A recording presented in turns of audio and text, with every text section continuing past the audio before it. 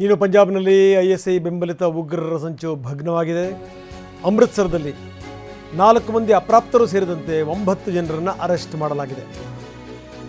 ಈ ಜಂತರ್ ಮಂತರ್ ಬಳಿ ಈ ಭಾರೀ ದಾಳಿ ಮಾಡಬೇಕು ಅಂತ ಇವರು ಸಂಚು ಮಾಡಿದರು.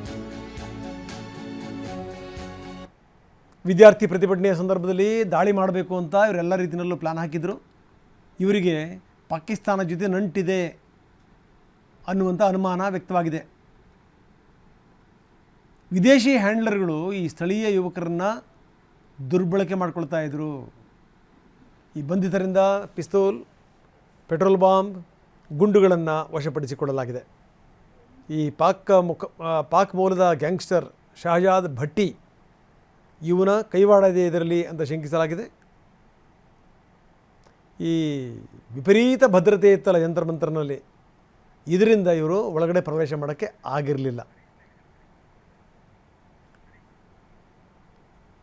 ಬನ್ನಿ, ನಮ್ಮ ಪ್ರತಿನಿಧಿ ಹರೀಶ್ ಈಗ ನಮ್ಮೊಂದಿಗೆ ನೇರ ಸಂಪರ್ಕದಲ್ಲಿದ್ದಾರೆ. ಹರೀಶ್, ನಾವು ನೋಡ್ತಾ ಇದ್ದೀವಿ ನೋಡಿ, ಜಂತರ್ ಮಂತರ್ನಲ್ಲಿ ಏನು ಪ್ರತಿಭಟನೆ ಆಗ್ತಾ ಇತ್ತು, ಆ ಪ್ರತಿಭಟನೆ ಆಗ್ತಿದ್ದಂಥ ಸಂದರ್ಭದಲ್ಲಿ ವಿದೇಶಿ ಶಕ್ತಿಗಳು ಅಲ್ಲಿ ಏನಾದರೂ ದುರ್ಬಳಕೆ ಮಾಡ್ಕೋಬೇಕು ಅನ್ನುವಂಥ ಪ್ರಯತ್ನವನ್ನು ಮಾಡಿದವು ಅಂತ, ಅಲ್ಲೊಂದಿಷ್ಟು ಹಿಂಸಾಚಾರಕ್ಕೂ ಕೂಡ ಕಾರಣ ಆಗಬೇಕು, ಏನಾದರೂ ಹಿಂಸಾಚಾರ ಆಗಬೇಕು ಅನ್ನುವಂಥ ಉದ್ದೇಶ. ಇದಕ್ಕೆ ಸಂಬಂಧಪಟ್ಟಂಗೆ 1 ಜನ ಅರೆಸ್ಟ್ ಆಗಿದ್ದಾರೆ. ಅವರಿಂದ ಪಿಸ್ತೂಲು, ಬಾಂಬ್ಗಳನ್ನು ಕೂಡ ವಶಪಡಿಸಿಕೊಳ್ಳಲಾಗಿದೆ ಅನ್ನುವಂಥದ್ದು.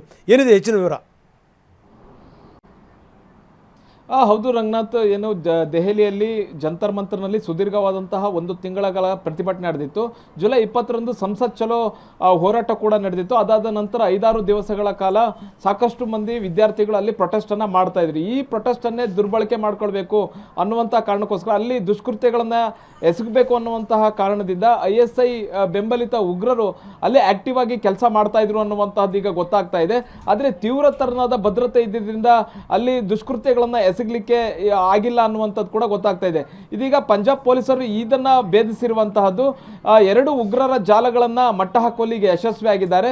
ಬಹು ಮುಖ್ಯವಾಗಿ ಪಂಜಾಬ್ನಲ್ಲಿ ಸಕ್ರಿಯ ಆಗಿದ್ದಂತಹ ಒಂದು ಉಗ್ರರ ತಂಡ, ಅಂದರೆ ಪಂಜಾಬ್ನಲ್ಲಿ ಪ್ರಮುಖ ಕಟ್ಟಡಗಳು ಏನಿದ್ದಾವೆ ಅವುಗಳ ವಿಡಿಯೋಗಳನ್ನು ತೆಗೆದು ಪಾಕಿಸ್ತಾನಕ್ಕೆ ಹಂಚಿಕೊಳ್ಳುವಂತಹದ್ದು, ಮತ್ತೆ ರೈಲ್ವೆ ಟ್ರ್ಯಾಕ್ಗಳಲ್ಲಿ ಎಷ್ಟು ರೈಲ್ಗಳು ಹೋಗ್ತವೆ ಅನ್ನುವಂತಹದನ್ನು, ಯಾವ್ಯಾವ ಪ್ರಮಾಣದಲ್ಲಿ ರೈಲ್ಗಳು ಸಾಕ್ತವೆ ಅನ್ನುವಂಥದ್ದನ್ನು ವಿಡಿಯೋವನ್ನು ತೆಗೆದು ಅಲ್ಲಿ ಅದನ್ನು ಪಾಕಿಸ್ತಾನಕ್ಕೆ ಶೇರ್ ಮಾಡುವಂತಹದ್ದು, ಮತ್ತು ಉಗ್ರ ಸಂಘಟನೆಗಳಿಗೆ ಶೇರ್ ಮಾಡುವಂತಹದ್ದು, ಮತ್ತು ಆಯಕಟ್ಟಿನ ಜಾಗಗಳಾಗಿರ್ಬೋದು, ಸೂಕ್ಷ್ಮ ಪ್ರದೇಶಗಳ ವಿಡಿಯೋಗಳನ್ನು ತೆಗೆದು ಕೂಡ ಶೇರ್ ಮಾಡುವಂತಹ ಕೆಲಸಗಳನ್ನು ಈ ಉಗ್ರರು ಮಾಡ್ತಾ ಇದ್ರು ಅನ್ನುವಂಥದ್ದು ಗೊತ್ತಾಗ್ತಾ ಇದೆ. ಮತ್ತು ಪಾಕಿಸ್ತಾನದ ISI ಜೊತೆ ನೇರವಾದಂತಹ ಸಂಪರ್ಕವನ್ನು ಈ ಹ್ಯಾಂಡ್ಲರ್ಗಳು ಹೊಂದಿದ್ರು ಅನ್ನುವಂಥದ್ದು ಕೂಡ ಗೊತ್ತಾಗ್ತಾ ಇದೆ. ಕೇವಲ ಇದಿಷ್ಟೇ ಅಲ್ಲ, ಮತ್ತು ಉಗ್ರರ ಸಂಘಟನೆಗಳೇನಿದೆ, ಈ ಸಂಘಟನೆಗಳಲ್ಲಿ ಆಕ್ಟಿವ್ ಆಗಿದ್ದಂಥ ಉಗ್ರರು ಉತ್ತರ ಪ್ರದೇಶದಿಂದ ಶಸ್ತ್ರಾಸ್ತ್ರಗಳನ್ನು ಸರಬರಾಜು ಮಾಡ್ಕೊಳ್ತಾ ಇದ್ರು. ಪೆಟ್ರೋಲ್ ಬಾಂಬ್ ತಯಾರಿಕೆಯನ್ನು ಹೇಗೆ ಮಾಡ್ಕೊಳ್ಬೇಕು ಅನ್ನುವಂಥದ್ದನ್ನು ಕೂಡ ಇವರೆಲ್ಲ ತಯಾರಿಯನ್ನು ಮಾಡ್ಕೊಂಡಿದ್ರು ಅನ್ನುವಂಥದ್ದು ಗೊತ್ತಾಗ್ತಾ ಇದೆ. ಇದರಲ್ಲಿ ಆಕ್ಟಿವ್ ಆಗಿದ್ದಂತಹ 4 ಮಂದಿ ಅಪ್ರಾಪ್ತರು ಸೇರಿದಂತೆ 9 ಮಂದಿಯನ್ನು ಈಗ ಪಂಜಾಬ್ ಪೊಲೀಸರು ಬಂಧಿಸಿದ್ದಾರೆ. ಜೊತೆಗೆ ಇವರು ದೇಶಾದ್ಯಂತ ಈ ಥರದೇ ವಿಧ್ವಂಸಕ ಕೃತ್ಯಗಳನ್ನು ಎಸಗಬೇಕು ಅನ್ನುವಂಥ ನಿಟ್ಟಿನಲ್ಲಿ ಪ್ಲಾನನ್ನು ಮಾಡ್ಕೊಂಡಿದ್ರು ಅನ್ನುವಂಥದ್ದೊಂದು. ಇದನ್ನೇ ಜಂತರ್ ಮಂತರ್ನಲ್ಲಿ ಸಾಕಷ್ಟು ವಿದ್ಯಾರ್ಥಿಗಳು ಸೇರಿದ್ರು. CJP ಪ್ರೊಟೆಸ್ಟನ್ನು ಇವರು ಗಮನಿಸಿದಂತೆ ಇವರು ಇಲ್ಲೇನಾದ್ರು ದುಷ್ಕೃತ್ಯ ಎಸಗಬಹುದಾ ಅನ್ನುವಂಥ ನಿಟ್ಟಿನಲ್ಲೂ ಕೂಡ ಪ್ಲಾನನ್ನು ಮಾಡಿದರು. ಮತ್ತು ಈ ಉಗ್ರರೇನಿದ್ದಾರೆ ಇವರು ಅಲ್ಲೆಲ್ಲ ಸುತ್ತಾಡಿದ್ರು ಅನ್ನುವಂಥದ್ದು ಕೂಡ ಗೊತ್ತಾಗ್ತಾ ಇದೆ. ಹೆಚ್ಚು ಬಿಗಿ ಪೊಲೀಸ್ ಬಂದೋಬಸ್ತ್ ಇದ್ದಿದ್ದರಿಂದ ಇವರು ಏನು ದುಷ್ಕೃತ್ಯವನ್ನು ಎಸಗಬೇಕು ಅಂತಿದ್ರು, ಈ ಒಂದು ಪ್ಲಾನನ್ನು ಈಗ ಪೊಲೀಸರು ವಿಫಲಗೊಳಿಸಿರುವಂಥದ್ದು. ಮತ್ತು ದೇಶಾದ್ಯಂತ ದೊಡ್ಡ ದೊಡ್ಡ ಅನಾಹುತಗಳೇನು ನಡಿಬೇಕಾಗಿತ್ತು ಅದನ್ನು ಕೂಡ ವಿಫಲಗೊಳಿಸಿದ್ದಾರೆ. ಉಗ್ರರ ಮಟ್ಟ ಹಾಕುವಲ್ಲಿ ಪಂಜಾಬ್ ಪೊಲೀಸರು ಯಶಸ್ವಿಯಾಗಿರುವಂಥದ್ದು. ರಂಗನಾಥ್, ಓಕೆ, ಧನ್ಯವಾದ ತಮ್ಮೆಲ್ಲ ಮಾಹಿತಿಗೆ.